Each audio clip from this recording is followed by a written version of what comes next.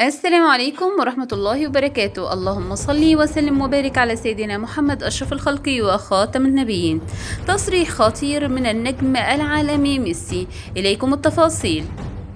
بعد تتويجه بالكرة الذهبية، ميسي يؤكد أنها الأخيرة في مسيرته.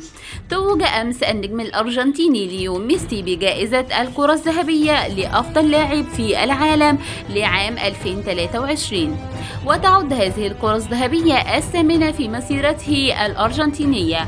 وعلى هامش حفل التتويج بالكرة الذهبية، أكد ميسي خلال ندوة صحفية أن الكرة الثامنة التي تحصل عليها تعد آخر كرة ذهبية في مسيرته الكروية بسبب تقدمه في السن واقترابه من اعتزال اللعبة. وقال لاعب نادي انتر ميامي الامريكي عقب اعلان فوزه بالكرة الذهبية انه لم يتصور ولم يتخيل ان يفوز بهذا العام. وتابع صاحب 36 عام قوله أن كل الكرات التي تحصلت عليها استثنائية ولها طعم خاص، وأغلب الكرات حصلت عليها مع برشلونة.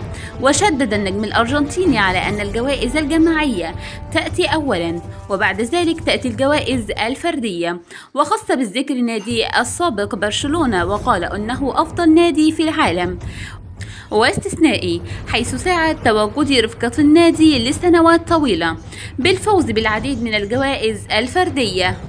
وفي حديثه عن الألقاب السابقة التي تمكن من حصادها أرض فاليو، كانت أحلامي بأن أتوج بكأس العالم والكوب أمريكا، وهو حلم كبير ولم أستسلم أبدا لتحقيق هذا الحلم، وفي الأخير تمكنت من فعل ذلك.